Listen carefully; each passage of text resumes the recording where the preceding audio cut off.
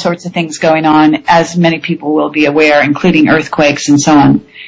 And Dr. Waterman's show is going to be delayed. I need to tell everyone, and hopefully all of you will be able to join him.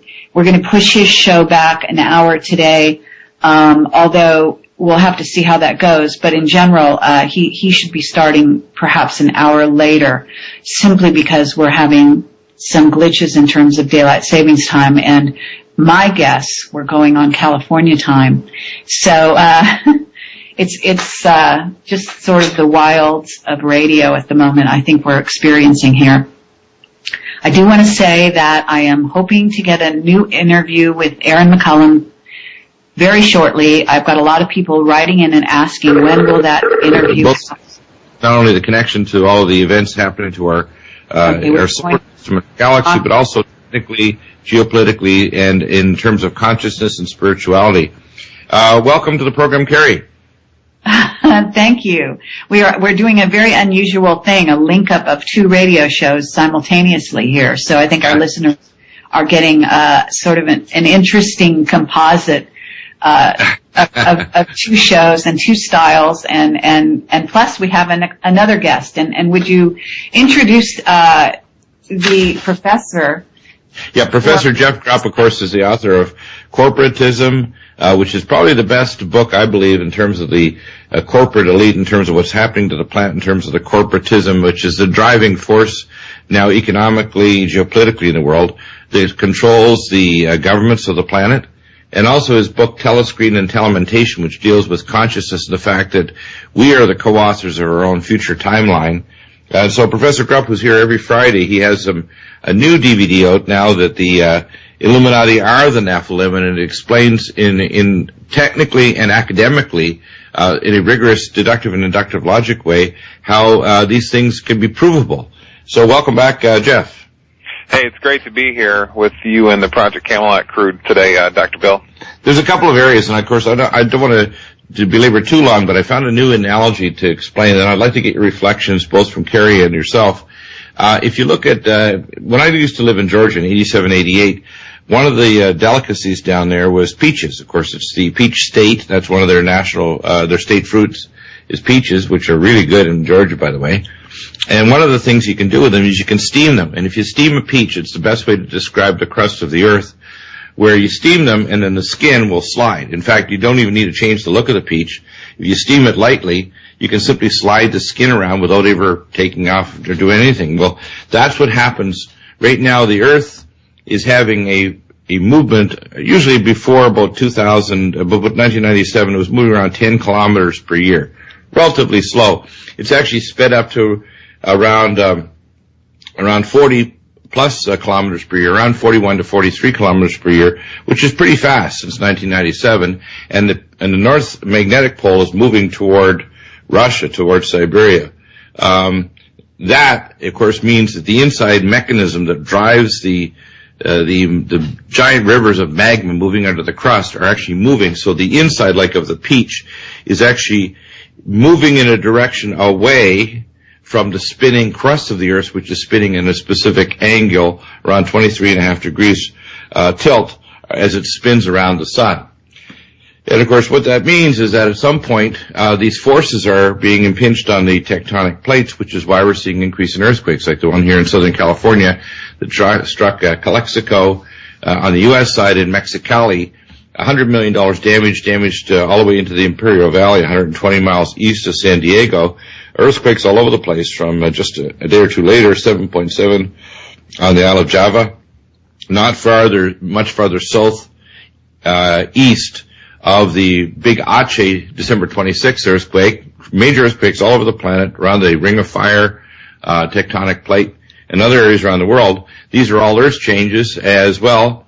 And of course, I posted up a few links. NASA is predicting a sun pole shift. Of course, that happens every 11 years, where the sun flips its magnetic poles, but there's an interlocking. What's going on is the Earth's magnetic poles shift roughly 11,600, 700 years after 3 passages through the galactic plane. And we're actually starting that process already, where the North Pole, there's an area of the North Pole near the North Atlantic that's already become South Pole in terms of its polarity. And in the South Atlantic, near the Ross Ice Shelf, there's actually a switch where it's actually North Pole. So if you look at your compass and your ship is in that area of the world, strangely enough, your compass is doing all kinds of funky things right now. That means that we're due for major increases in earthquakes.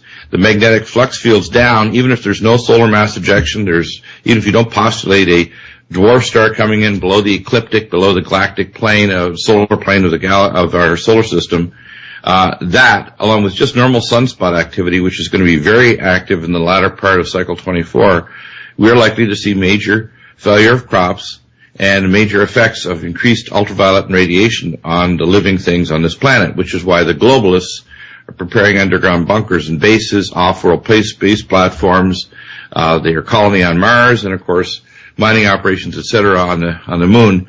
And so there's in a sense, a parallel, if you want to call it society, a technological society that has been running since literally after Second World War, that has increasingly separated itself from the political and life of the planet. So I'd like to hear your comments, Kerry, because you've been doing a lot of research and travel. I'm sure you get similar messages from other experts, and as you collect it together, you can kind of filter through what makes sense and what doesn't.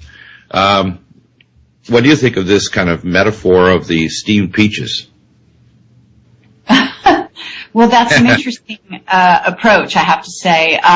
It may be fairly accurate. I have to say that I am not a scientist, so I am not really familiar with what is going on literally to the crust of the Earth at this time, other than to say that the Ring of Fire is definitely showing a renewed activity.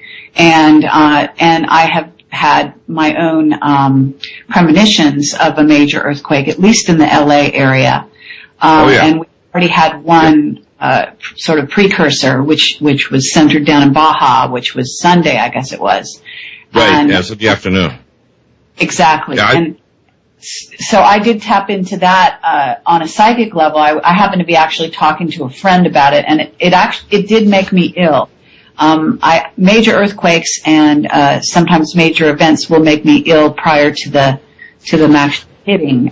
Once they hit, I'm usually fine, which is interesting. Yeah. I think my body seems to pick up the rising tension that hits the Earth when any event that's really massive comes along. Right. But and that will be true of a lot of intuitives out there. But in terms of what you're saying, that's not my area of expertise. Yeah, but the thing, I guess the important point is, and I posted up a number of sites, both NASA and Metaphysical, and if you actually look at the referenced literature, there's enough evidence now that a lot of this can't be disposed of and put on what I call the shelf of being kind of like way out there, when we have, like the NASA, put 5 satellites through the magnetosphere and showed that it was a hole 4 times the size of the diameter of Earth at 20,000 miles out. When we look at the evidence now that we're expecting solar cycle 24 with the SOHO and the other sun observatory satellites, etc., this is public information. When you collect it together, you realize, along with the geopolitical issues like the building of massive underground facilities that are being built in the Ural Mountains going back many years, going back decades, that the globalists are fully available and understand this, and they're preparing to have a new order, which is an order of the new world. In other words, they expect some kind of cataclysm, and they're preparing for it so that they will then continue civilization, and at least their version of it, after the cataclysm. And unfortunately, they're not preparing the population for what could be coming, at the very least, a failure of crops, and a collapse of a lot of the microchips and power networks, the distribution networks. Those things alone could crash the first world nations. The third world may not notice if they have, iron cookware and they eat from coconuts and they fish locally. But first world might have some problems. When we come back, we're going to ask more questions too of Professor Grupp, and of course we'll probably continue in Arsug Radio in the Netherlands. Professor Grupp, I'd like to hear your comments, too. Come right back in. And Kerry, Cassidy, really appreciate it. Project Camelot, back in a moment. I am not sure. I think we just lost them. So I just want to alert my radio technicians on the other side there. And at the same time, we're also getting reports of an error on the website of Argusog radio, and I'm sure I'm pronouncing that wrong, but at any